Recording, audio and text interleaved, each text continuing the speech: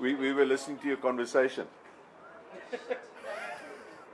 No, it's still muted, don't worry. Don't worry.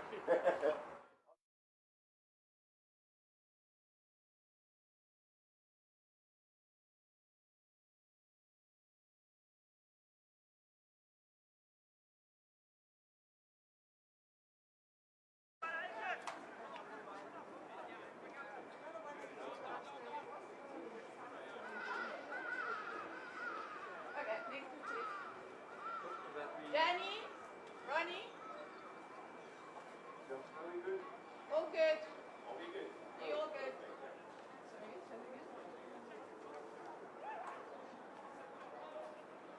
So slow getting up. Wait. Yeah, I'll get back to that. So you're the one that I asked you to just act. Yeah, but you know, I mean, he was slow there, and then after that, the next couple of pages was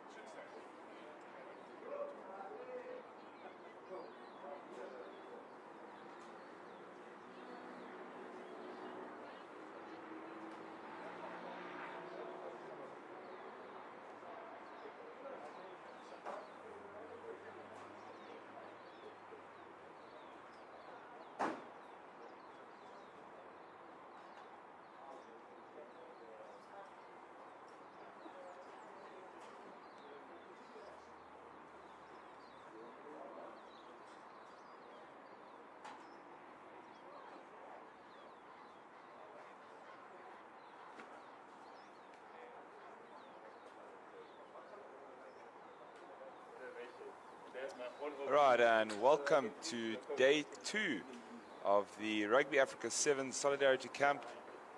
We're just about to get underway with our first game of the day, Uganda versus Zim. Should be a lovely clash to get the day underway. Field's still wet, hasn't had a game yet, and here's the teams coming on. What a lovely picture to see. Rugby is back, Sevens is back. And what a wonderful opportunity for these two teams to prepare in the heart of Stellenbosch. The Makota Sports Complex. Had a lovely day, full schedule of rugby yesterday. And speaking of schedules, up front for today in the first game, Uganda versus Zim. Our second match of the day was scheduled to be South Africa versus South Africa, so an internal fixture for the Blitzboks, of which they've decided to postpone, just to avoid any unnecessary injuries. They train against each other every day, so the second game of the day versus South Africa won't be taking place. We will then have a break in that time, and we'll go to the third fixture, which will be Kenya versus SAS Sevens. Playing from right to left in the neon stripe will be Zimbabwe. Receiving the first kickoff of the day has been Uganda. Should be a lovely battle. We haven't seen these two teams face off yet. First kick of the day, not going 10. That's going to be a tap to Uganda. Halfway of the pitch. Most likely see something rehearsed here from the side.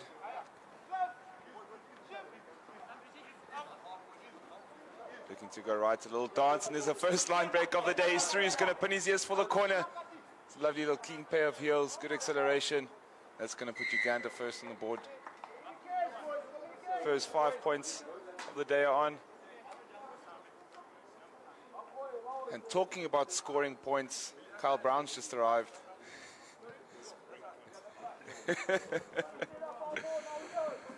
Joining me in commentary once again, legendary Kyle Brown, most likely just got off a 80-kilometer cycle. Start off his day, followed by... Was actually indoor trainer this morning because you can't go outside on Mother's Day. True. Uganda, unfortunately, the first kick going astray. That leaves them at 5 love ahead. What did I miss? You have missed a sensational score by Uganda. Tap on the halfway, little dance up the middle and in the corner. Not so sensational kickoff. It's been 2 of those already, so unfortunate about that. So Zim will have the chance now to have a crack at the halfway penalty.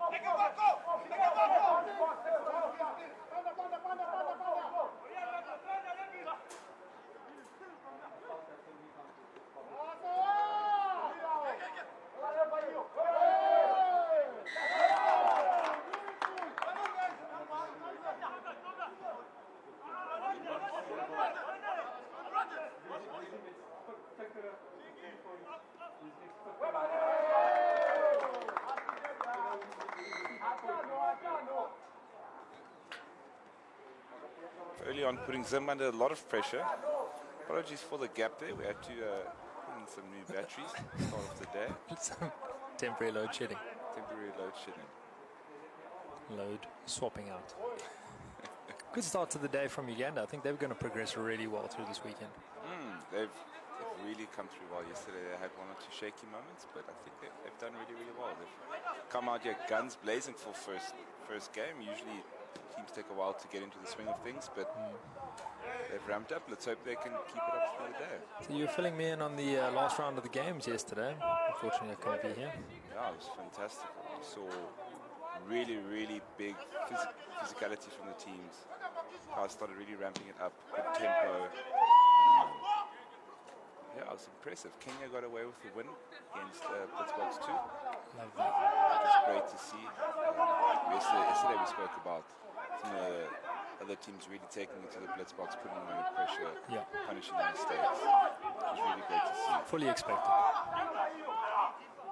Zim with ball. We haven't seen them have much ball in hand. Let's hope they can produce something. It's a little bit of numbers out to left.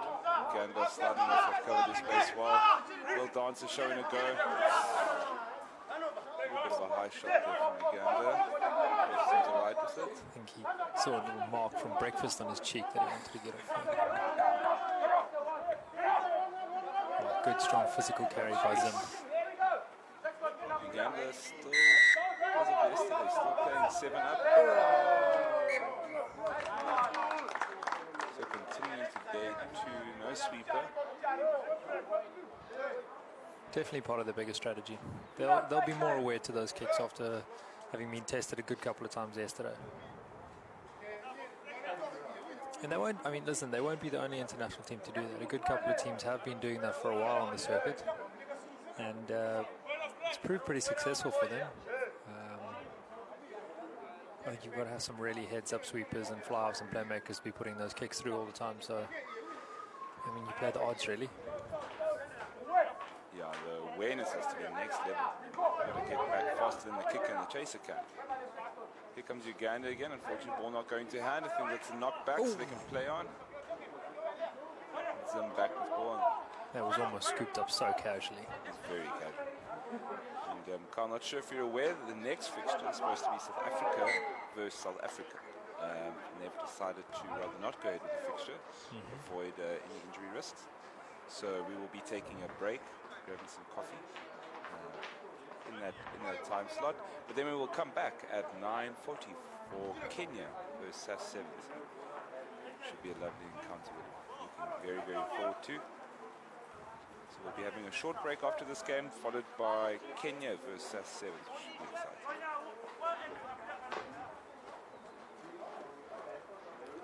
All out, good set piece retention from Zim. We'll switch to the inside. Both teams struggling to get some momentum in these first couple of encounters.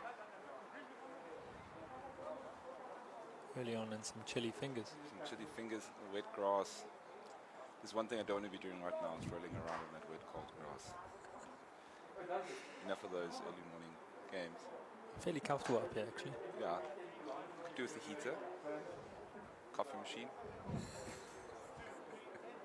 If only you knew somebody who supplied coffee. If only I knew somebody who owned a shop that made good coffee.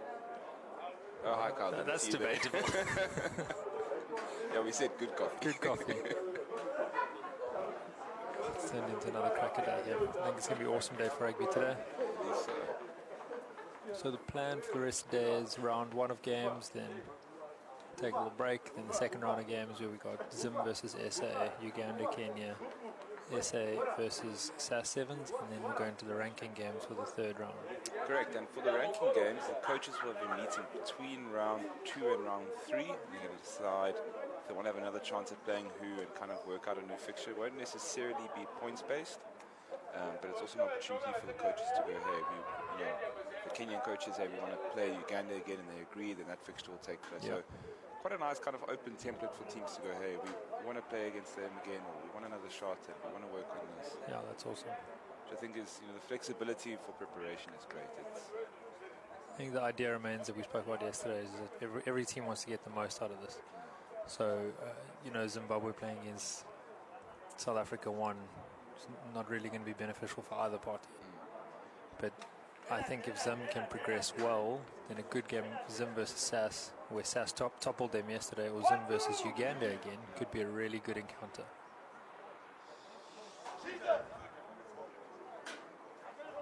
It's funny. We spoke about it yesterday. Just just hold on to the ball. And then I spoke to Frankie later in the afternoon. He says, "Yo, everybody says hold on to the ball." And it seems like such a basic thing to do, but it's actually not that easy. The age-old you either play in the right zones, hold on to the ball, and 3 cheers for Sireri Bobo. Uganda with kick-off from right to left. Come out with 3 quick scores in the first half. See what adjustments. And they've added another 3 to the list of kicks not reaching the 10. Another typical post-match interview. Needed for the basics. Basics are so important. Minimize errors. Play at 110%. Right. Enough about our favorite TV shows.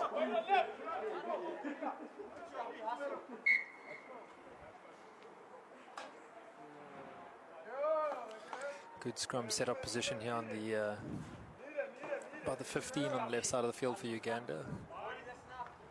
From your car, would you normally look to try and go kind of for a middle heads up and try work around the corner? Or are you looking for a fancy move? You'd probably look at the middle just because exactly that situation right there where the Zim would be numbered up in defense. So to be able to push that ball wide is very tough. With most teams playing a rush defense these days, and in the greasy conditions like this, to get the ball wide is not really beneficial. So either smash up the middle, look to roll around the other side, or come back to the short side again.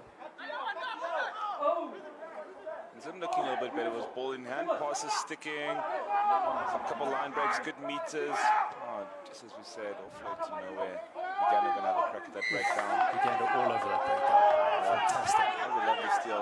Quick tap and go, they don't want to slow things down, looking to run it out of their 22. All out wide, big fend off. It's a great kind of tackle from Zim. Lovely chop tackle there. And quick line out. Up the tempo. Here we go, Zim are here to play now. Zim really looking a little bit more alive with ball in hand, popping off the deck. Quick recycles, quicker breakdown. Playing around the fringes as we see there. It's good physicality from them. Hopefully they hold on to this one. The Ugandans are so quick on the ball. It's fantastic to watch. Some really effective breakdown. Uganda with the ball. They do have some space and some numbers on the left. Little step back to the inside.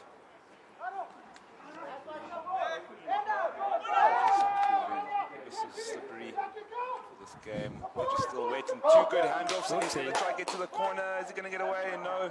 Just brought down by Uganda. A little pop off the deck. Still not sticking. A little bit messy here.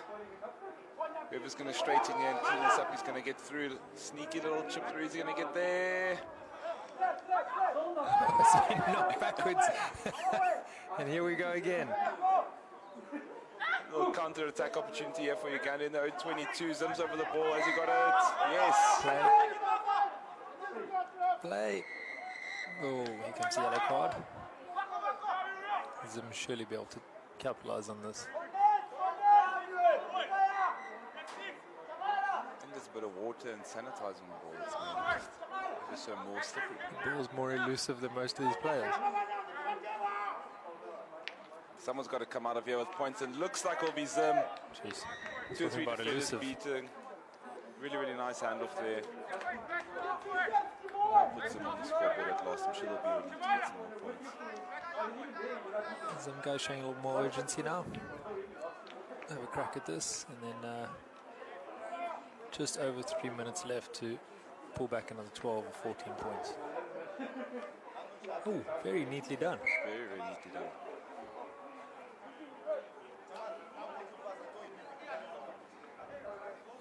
So Zim's going to look to be very attacky on this kickoff, try to make the turnover as quickly as possible. Let's hope see a kickoff go over the 10 today. We haven't had any kicks fielded. Some have loaded the players to the left. And they're able to play. They should be able to. I mean, this is the one thing about Sim. You don't have to wait for the opposition to line up and get ready for you. You know? Yeah. As soon as you're ready, you should go pick up the tempo. If you're behind, especially. Got to play to your own game with the opposition. Yeah. Oh, he's over the ball nicely. Lovely steal from Zim. That was great technique, really well identified. And here's Zim picking up the tempo a little bit, getting into opposition 22. If you can get the ball away, step to the inside. And Zim again, attacking opportunity in the 22. Ball's out. There's a little bit of space out wide. Can they get the ball away? Just brought down. Great strong carry.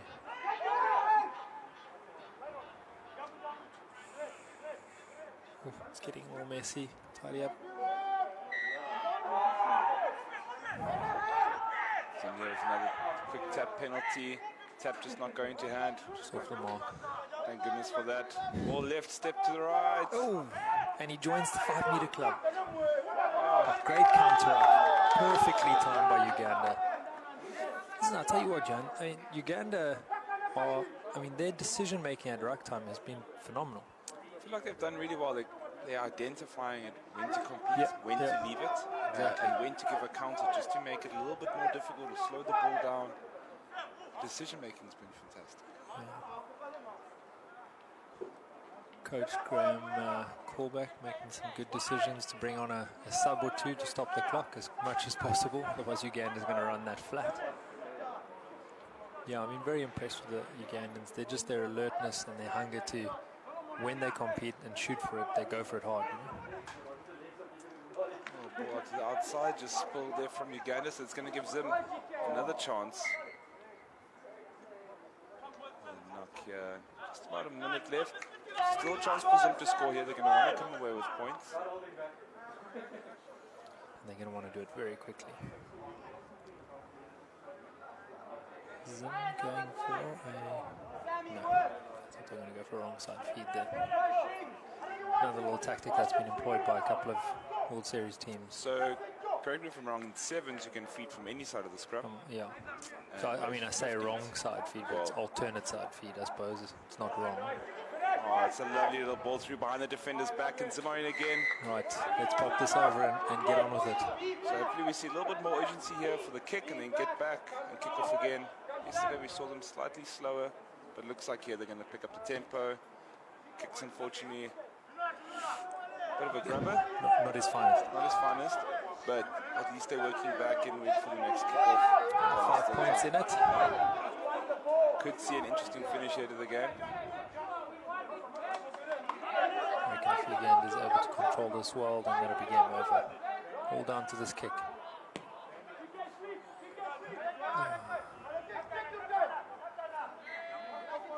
And there's still time for Uganda to get the tap and go. So, Carl, in what instance would you want to feed the seventh scrum from the other side? Just a left-footed hooker? No, not necessarily. You could play when you're playing from the right side of the field. Okay. You might want, if you want the 9 to pick up and shoot for around and create numbers. So if he's going to feed from on the right-hand side of the field, he'll feed from the right side of the scrum, pick up, try dart around the side of the scrum and create an extra man. If the 9 attacks the 10 bounces out wider. Jeez, it's a lovely line from Uganda. Gap. Really great acceleration. That's going to close off the game. Good composure from Uganda too. I think, and I suppose good hunger to play the game. I think they probably could have popped that one out if they wanted to. Definitely. But it looks like they've settled in, really come to it now, finding their groove. And also, like we said, there are no championship belts on the line here. The boys want to play some more rugby. Yeah. So that position you'd be talking about a scrum on the right-hand side of the field, where the 9 would be able to feed from sort of the wrong side, which is the right-hand side of the scrum, and then pick up and be able to attack the opposition 10 and create an extra number. Okay. By doing something like that, if he's able to get away quick enough. All right, and that concludes the first game of the day, seeing Uganda win 22-12 against Zimbabwe. So the second fixture was scheduled to kick off at 9:20. South Africa versus South Africa has been postponed. Cancelled. Cancelled. We're not going to play it later. We're cancelling it. It's not coming. It's not happening. Don't hold your breath. We're going to reduce the injury risk there. That's the plan. The guys play each other enough in a week, so I think they're kind of tired of playing against each other. And so we're going to take a break. We'll be back just before 9:40, and we see Kenya versus Stellenbosch Academy of Sevens side. SAS is going to have to pick up their physicality, their accuracy, and most of their game. Yeah, definitely. Don't go anywhere. We'll be right back.